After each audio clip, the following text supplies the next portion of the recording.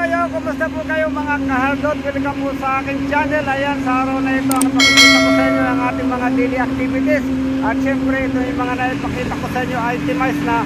Pero ngayon, yung araw-araw natin ginagawa na dito, ang ating ipasisilip naman sa inyo para makita nyo kung ano ba ang takbo ng ating mga pagpapatrabaho sa construction. And guys, ito po ang aking video. Ayan.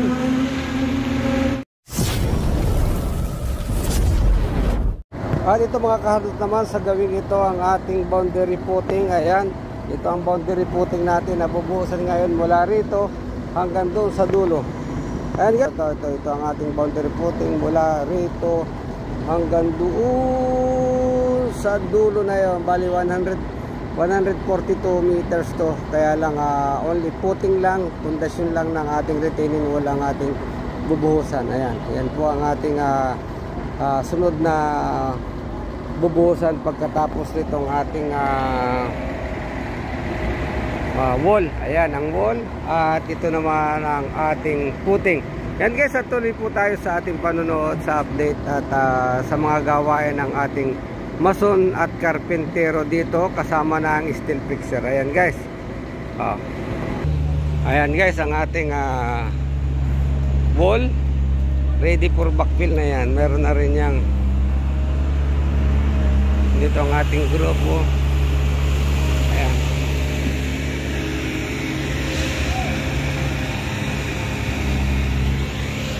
Yun doon. At yun guys, update ko kayo dito sa taas. Akit tayo dito sa taas yan. Akit tayo dito sa taas para makita naman natin. Ito na guys ang ating hagdan. Yan naman ang hagdan. Tingnan ninyo. Yan ang wrap concrete stair natin. Ayan ang wrap. Equal na kayo. May finishing po yan. Nakamarmol yan. Yan ang landing natin. Ito na. Pakit tayo dito. Brother, Ario. Yan. Mayroon dito nga Ampowski. Ayan guys, dito na yung ating mga mason. Gumagawa dito ang mason. How are you? Good morning, sir. Tulog wise? Okay. May pisam sol wise, okay? Ada black. Pisam sol maujud, mapi muskila. Alan.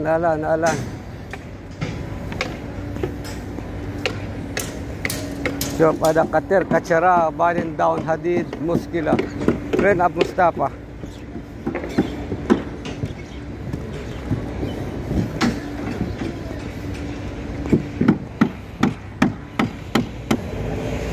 Ito guys ang update sa ating shuttering dito sa taas. Magbabakal na sila. Inuumpisahan na ang bakal. Siyempre ilalagay na nila yung mga marka ng mga shop. Ayan, may mga shop tayo dyan guys. Ito na lang. Hanggang dito na tayo sa expansion. Dito na ang expansion yan guys. Ayan.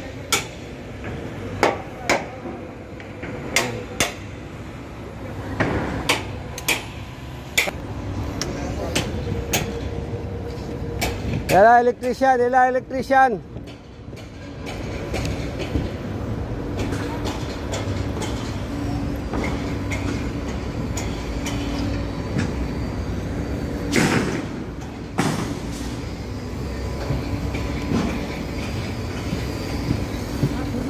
Ay! Pwede mapit ka lang shipping ada, cleaning? Wala na kalamin ta cleaning. Awan ka lang. Ada kalas ada? Ada kalas? Basadahin na, okay. Ayan guys, siyempre, kailangan din linisan yung bakal na yan,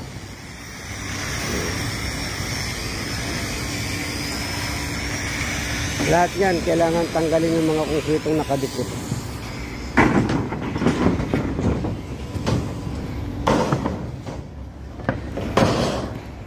Yun ang mga baba tayo ulit. Baba ulit tayo.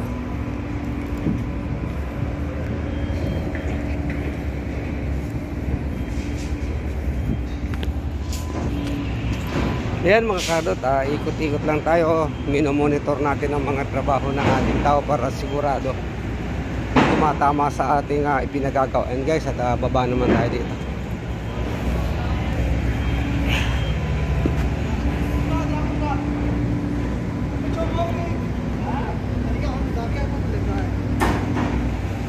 Yan, ano na lang nila yung bakal. Wala kasing. Sabar, 1 minute. Dakika.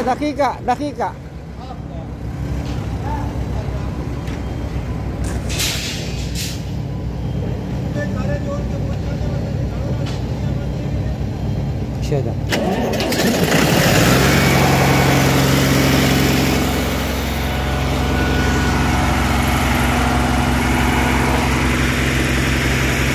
Ano ang pagkataas?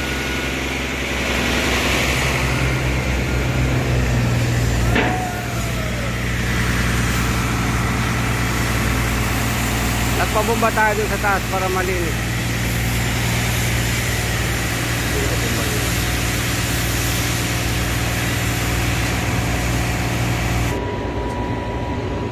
Ayan mga kadot, ayan at binuhusan na natin itong puting at natapos na nga yung ating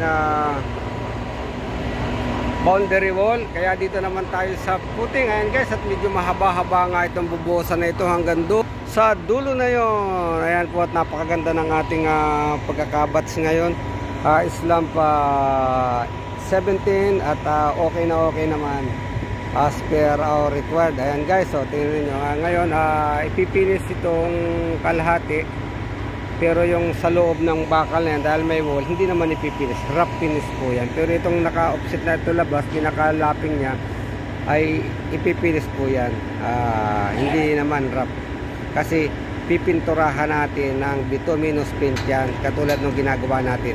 And guys, tuloy po tayo sa pagbubuhos. At ayan, maganda ang ating klima ngayon. Ang klima po natin ngayon ay maganda. Ayan, walang araw na lumalabas, pero wala namang badya na uulan.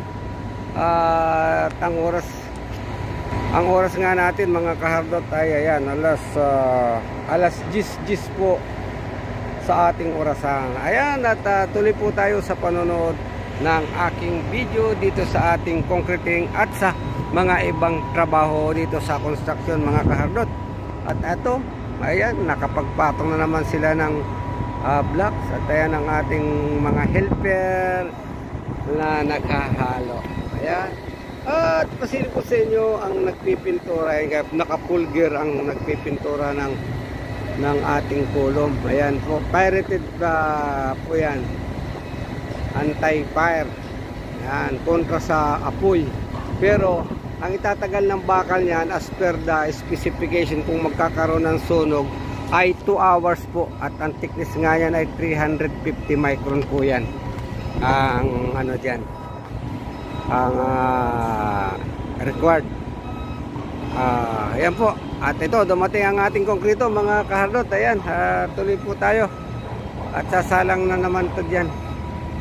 Tapos nilipat ang ating pump.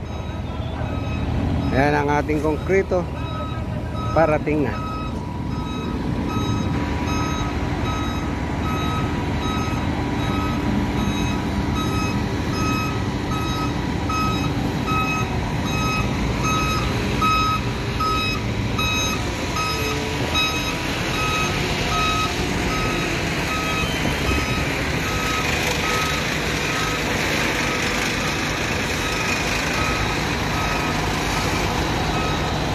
Ayun, ang galing ng driver.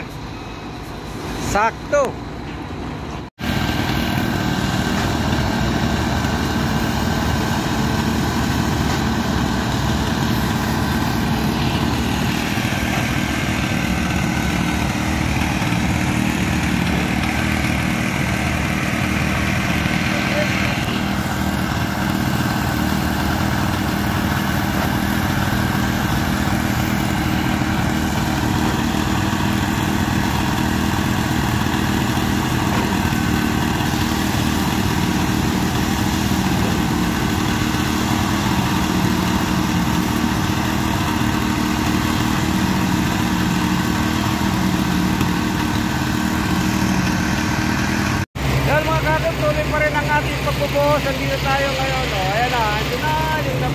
natin hanggang dulo. Nasa kalahati na po tayo guys, at nandito na tayo sa kalahati.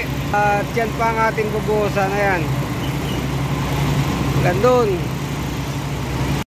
At yun nga mga kaharot, kita nyo naman habang ang pump ay tuloy ang buhos. Ito namang ating nagba-vibrator ay hila-hila yung vibrator doon. At sinusundan po ng pagbabibrate yan para maiwasan po natin ang ampaw. Kaya kailangan nating maayos sa pagbabibrate. At napakahirap pong mag-repair lalo na kung nasa ibaba. Yan guys, tulog po tayo ng ating panonood. Sa dulo. Yan mga karot, continue lang tayo at shoutout sa mga OFW, mga mason. Guys, malulupit yan. Ang ating mga pump crew. Ayan, nandito yan. Oh.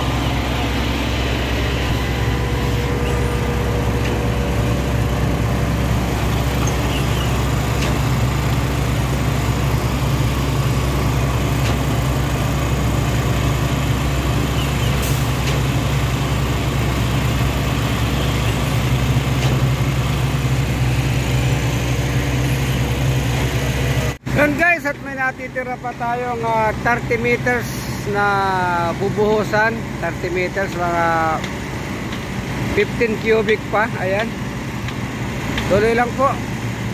Ang oras po natin ngayon ay 1:10. Yan, 1:10 na. Matatapos na rin. At pag natapos naman ay siyempre ipipinis nila yung ibabaw. Ayan guys.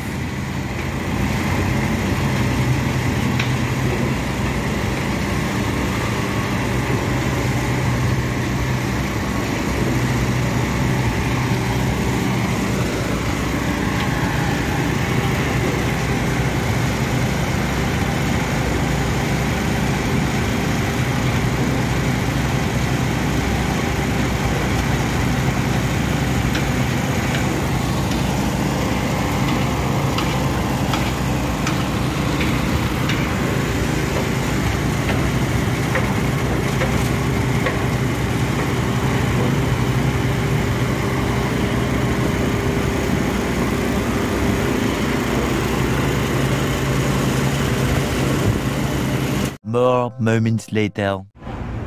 Yun mga kadot, at ito yung binuhusan nating puting kahapon. Ayan, pundasyon mula rito hanggang doon. Yan guys, at natapos din natin ito kahapon ng maaga.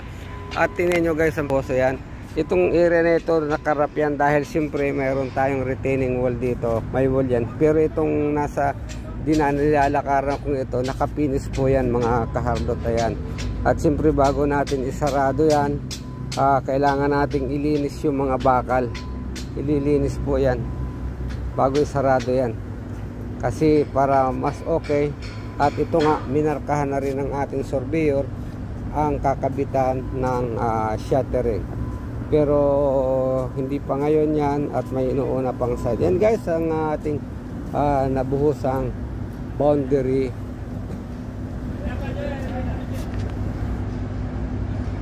footing. Ayan guys, oh.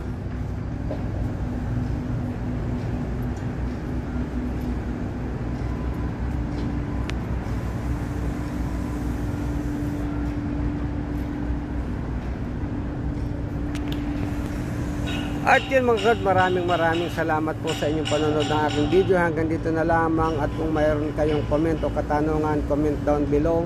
At para maibigay ko naman po ang aking side at shoutout po. At maraming salamat po muli sa inyong panonood. Hanggang dito na lamang at bye bye.